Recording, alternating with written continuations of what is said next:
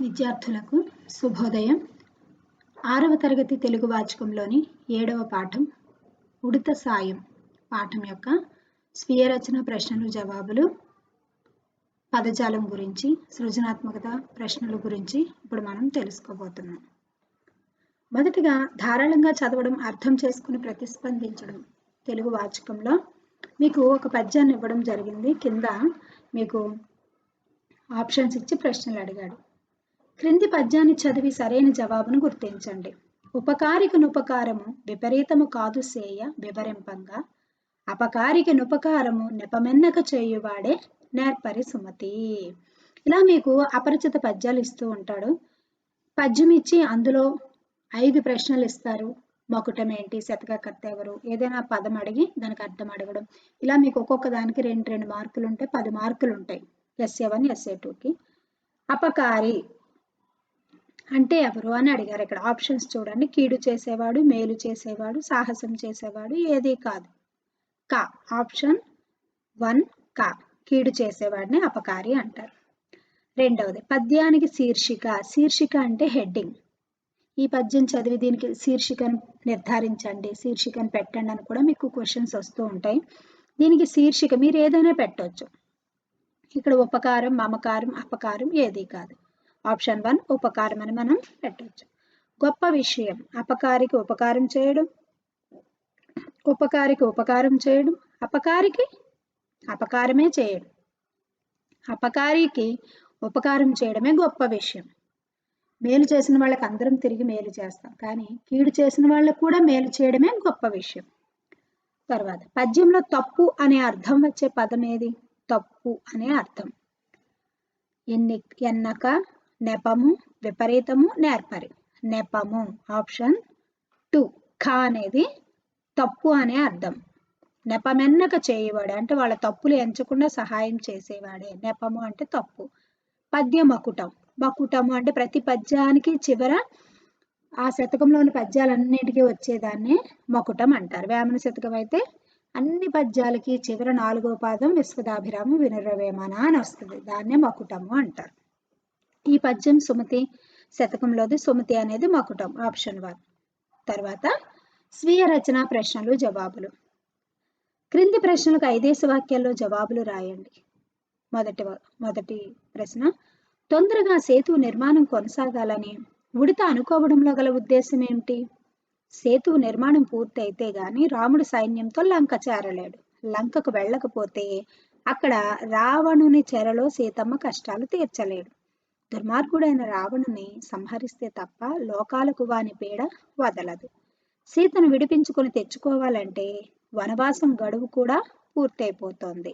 గడువు పూర్తయ్యే లోపల అయోధ్య చేరకపోతే భరతుడు ప్రాణాలు వదులుతానని ప్రతిజ్ఞ చేశాడు. కనుక తొందరగా సేతు నిర్మాణం పూర్తి కావాలని ఉడత అనుకున్నది. దీన్నే మీ సొంత వాక్యాల్లో సొంతగా రాయడానికి ప్రయత్నం చేయండి. ఇది గైడ్ చేయడానికి మాత్రమే, మీకు ఆలోచనలు ఇవ్వడానికి మాత్రమే.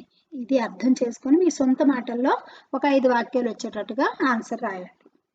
భక్తితో చేసే చిన్న పనైనా పెద్ద ఫలితాన్ని ఇస్తుంది, సమర్థిస్తూ రాయండి. రెండవ ప్రశ్న, భక్తితో చేసిన చిన్న పనైనా పెద్ద ఫలితాన్ని ఇస్తుంది.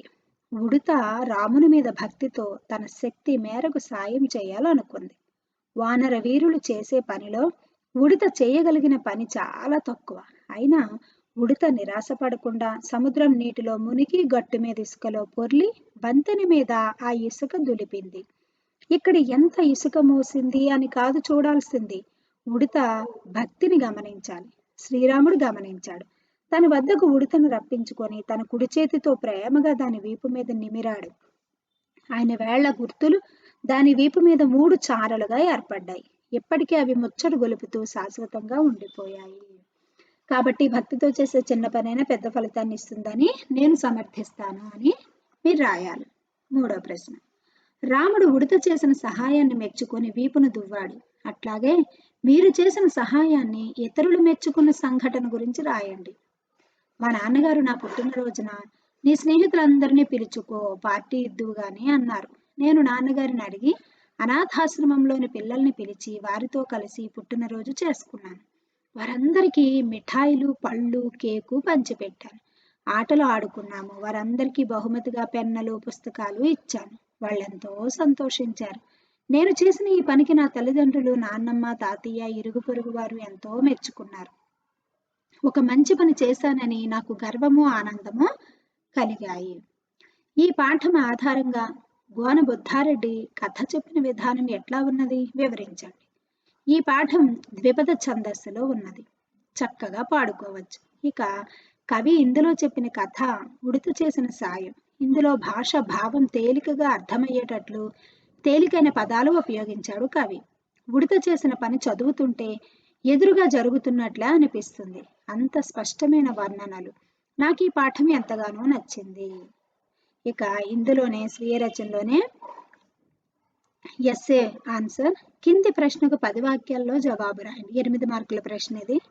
ఉడత సాయం పాఠ్యభాగ సారాంశాన్ని సొంత మాటల్లో రాయండి. ఈ పాఠం మీకు ఏమర్థమైందో ఒక కథలాగా మీరు సొంతగా రాయడానికి ప్రయత్నించండి. సముద్రంపై వానరులు వారధి నిర్మిస్తున్న సమయంలో వానర భల్లూకాలు నలుని చేతికి రాళ్ళు, రప్పలు, కొండలు తెచ్చి ఇస్తుండగా నలుడు వాటిని తీసుకుని సేతు నిర్మాణం చేస్తున్నాడు. ఆ సమయంలో ఒక ఉడత తొందరగా సేతు నిర్మాణం జరగాలి, అందుకోసం ఈ వీరులకు చేయూతనిస్తాను అంటూ శ్రీరాముని పాద పద్మాలను మనసులో నిలుపుకున్నది. అతని ఎదురుగా నిర్మల భక్తితో సముద్రంలో మునిగి వచ్చి ఇసుకలో పొర్లి వెంటనే కట్టపైకి వచ్చి తన ఒంటికి అంటిన ఇసుకను రాలుస్తున్నది. మళ్లీ సముద్రంలో మునిగి ఇసుకను అంటించుకుని వారధిపై విదిలిస్తూ ఉన్నది.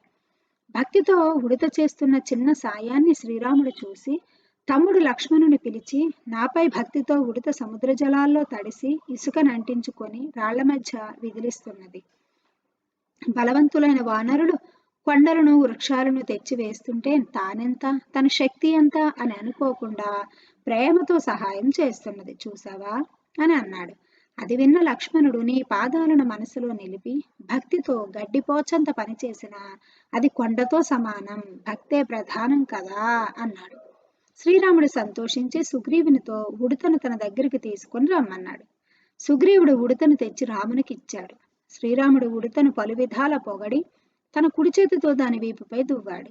ఉడత వీపుపై 3 రేఖలు చూడడానికి అందంగా, ఆనందకరంగా ఏర్పడ్డాయి అన్నది సారాంశం. సృజనాత్మకత, ప్రశంస, ప్రశ్న. ఈ పాఠాన్ని గేయ రూపంలో రాయండి. ఉడత సాయం పాఠాన్ని మొత్తం గేయ రూపంలో చక్కగా ఇక్కడ రాయడం జరిగింది. రెండో ప్రశ్న, కింది బొమ్మను చూసి సంభాషణలు రాయండి. అక్కడ మనకి ఉడత, చీమ కనిపిస్తున్నాయి. వాళ్ళిద్దరి మధ్య ఏం సంభాషించుకొని ఉండుంటారో ఒక్కసారి ఆలోచించండి. మొదట చీమ. ఉడతమ్మ రా, ఏంటిలా వచ్చావు? ఆ మాటకు ఉడత, ఊరికి నేను నిన్ను చూసి పోదామని వచ్చాను చీమమ్మ. మళ్ళీ చీమ, చాలా సంతోషం, ఇదిగో ఈ వేరుశనగ పప్పులు తిను. ఉడత, ధన్యవాదాలు, నీ దగ్గర ఎప్పుడు సిద్ధంగా ఉంటుందా ఆహారం? చీమ, అవును, కష్టపడి తెచ్చుకున్న దాంట్లో కొంత తిని కొంత దాచుకుంటాం. ఉడత, అలాగా, దాచుకోవటానికి, ఉండటానికి మీరు కట్టుకున్న ఇళ్ళు ఎంత బాగున్నాయో. చీమ, మేమంతా కలిసి ఇలా కట్టుకుంటాం, కలిసిమెలిసి ఉంటాం. ఉడత, మిమ్మల్ని చూసి చాలా నేర్చుకోవాలి చీమమ్మ. చీమ, నీవు మాత్రం తక్కువేంటి, నీ భక్తితో రామయ్య తండ్రిని మెప్పించావు, ఆయన వేళ్ళు గుర్తులు ఇప్పటికీ మోస్తున్నావు, వాటి వల్ల నీకెంత అందం వచ్చిందో. ఉడత, అట్టే పొగడకు, నాకు సిగ్గుగా ఉంటుంది, మరి నేను వెళ్ళొస్తాను. ఇలా సంభాషణలు, ఏదైనా ఇద్దరి మధ్య సంభాషణలు రాయమన్నప్పుడు మీరు ఆ యొక్క క్యారెక్టర్స్ ఇలా పెట్టి కాన్వర్జేషన్ రాయాల్సి ఉంటుంది. పదజాల వినియోగం. కింది వాక్యాలు చదవండి. ప్రతి వాక్యంలోనూ ఒక పదానికి అర్థం వచ్చే మరో 2 పదాలు ఉన్నాయి. ఆ పదాల కింద గీత గీయండి. అంటే పర్యాయ పదాలు, ఒకే అర్థాన్ని ఇచ్చే పదాలు. హిమాలయ పర్వతాల్లోని ఎవరెస్టు శిఖరాన్ని పూర్ణిమ ఆనందులు ఎక్కి ఆ అద్రిపై భారత జాతీయ పతాకం ఎగురవేసి కొండంత కీర్తిని పొందారు. పర్వతం, అద్రి, కొండ, ఈ 3 పదాలు సమాన అర్థాన్నిచ్చే పదాలు. రామాపురానికి, రంగాపురానికి మధ్యన వంతెన కట్టడం వల్ల 2 గ్రామాల ప్రజలు ఆ వారధి మీదుగా రాకపోకలు సాగిస్తున్నారు. ఆ సేతువు పుణ్యం కొద్దీ ఆ గ్రామాల మధ్య దూరం చాలా తగ్గింది. వంతెన, వారధి, సేతువు. ప్రజాధనం పచ్చికలా మేసిన వాడిని గడ్డిపోచలా భావించి వాడికి తృణమే తిండిగా పెట్టాలి. పచ్చిక, గడ్డి, తృణము. హనుమంతుడు వార్ధి దాటి సముద్రుడికి దండం పెట్టి లంకను కాల్చి తోకను వనధిలో ముంచి చల్లార్చుకున్నాడు. వార్ధి, సముద్రం, వనధి. ఈ కింది వాక్యాలలోని ప్రకృతి వికృతులను గుర్తించి రాయండి. హనుమంతుడు రాముణ్ణి భక్తితో కొలిచాడు. ఆ భక్తి ఎన్నటికీ తరగదు. భక్తి భక్తి. మనుషులు దవ్వుగా ఉన్న మమతలు దూరం కాకూడదు. దూరం దవ్వు. స్వచ్ఛ భారత్ కార్యక్రమానికి నా వంతు సహాయం చేస్తున్నాను. మీరు నాలాగే సాయం చెయ్యండి. సహాయం సాయం. వానరాల శక్తితో పోలిస్తే ఉడత శక్తి కొంచెమే అయినా ఆ కొంచెం సత్తువతోనే అది వారధి కట్టడంలో సాయం చేసింది. శక్తి సత్తువ. భాషను గురించి తెలుసుకుందాం. ఖాళీలను సరైన భాషా భాగాలతో పూరించి అవి ఏ భాషా భాగాలో రాయండి. రవి పుస్తకం తెరిచి పాఠం చదివాడు క్రియ. రాముడు సీతతో కలిసి అరణ్యానికి పోయాడు. సీత నామవాచకం. కిరణ్ పరుగు పందెంలో పాల్గొన్నాడు. అతడు చాలా వేగంగా పరుగెత్తి మొదటి స్థానంలో నిలిచాడు. అతడు సర్వనామం. అయ్యో అంత పని జరిగిందా? అయ్యో అవ్యయం. పండుగ రోజు విమల కొత్త బట్టలు కట్టుకున్నది. కొత్త విశేషణం. కింది వాక్యాల విభక్తి ప్రత్యయాలను గుర్తించి వాటి కింద గీతలు గీయండి. అవి ఏ విభక్తిలో బ్రాకెట్లలో రాయండి. భౌనిక మల్లెపూలను ధరించినది. ను ద్వితీయ విభక్తి. నేను లా కూర్చి గురించి ద్వితీయ విభక్తి ప్రత్యయాలు కాబట్టి ఇక్కడ నువ్వు ఉంది కాబట్టి అది ద్వితీయ విభక్తి. రాజేంద్ర అడవికి వెళ్లి ఉసిరికాయలు తెచ్చాడు. కీ కు యొక్క లోపల షష్ఠీ విభక్తి. ఇక్కడ కీ ఉంది కాబట్టి షష్ఠీ విభక్తి. చిన్నపిల్లలు పెద్దలతో గౌరవంగా మెలగాలి. తో చేతాచే తోడాతో తో తృతీయ విభక్తి. కీర్తన ఇంజనీరింగ్ చదవడం కోసం బాసర వెళ్ళింది. కోసం అంటే కొరకు కై చతుర్థి విభక్తి. కొరకు అన్న కోసం అన్న ఇక్కడ ఒక్కటే.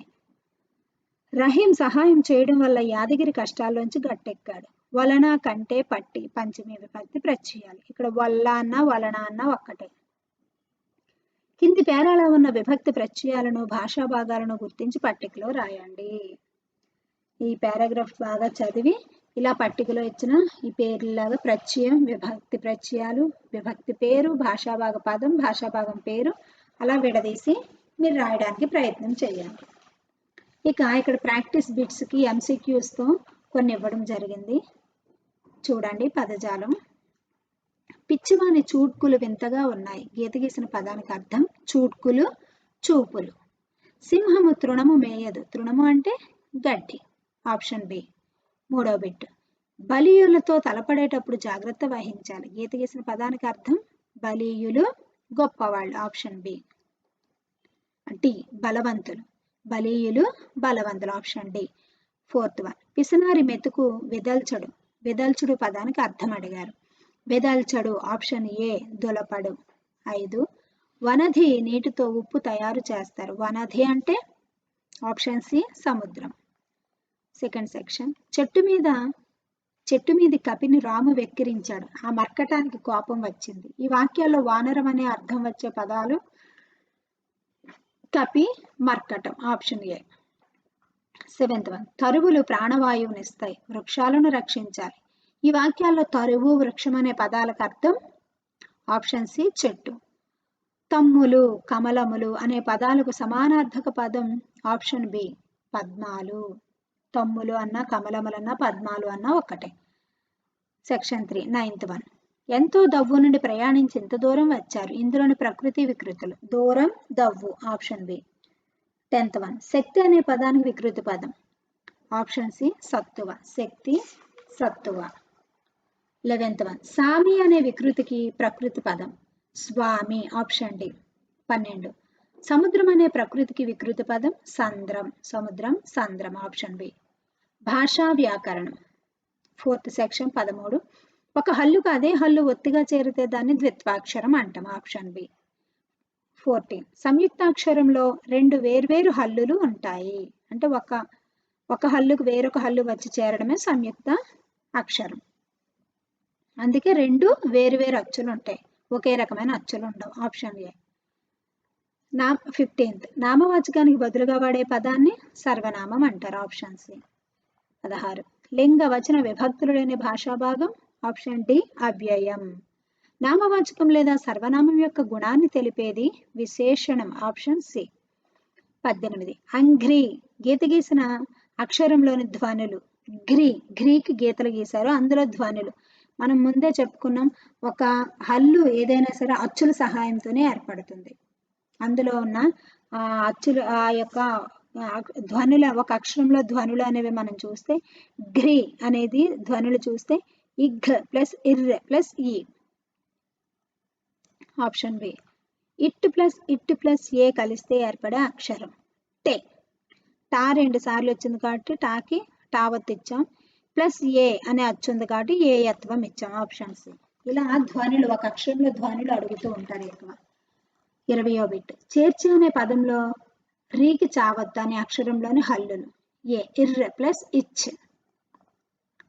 హల్లులు మాత్రమే అడిగాడు, అచ్చు అడగలేదు కాబట్టి మనం ఈ రాయలేదు. లేదు అంటే ఇర్ ప్లస్ ఇచ్ ప్లస్ ఈ కూడా వస్తుంది అక్కడ. ఓన్లీ హల్లులే అడిగాడు కాబట్టి ఇర్ ప్లస్ ఇచ్ ప్లస్ అని రాసాం. 21. ఉన్నత ఈ పదంలో గీత గీసిన అక్షరంలోని హల్లులు నాకి నావత్తుంది. ఆ హల్లులు అడిగాడు. ఇన్ ప్లస్ ఆ. Option C.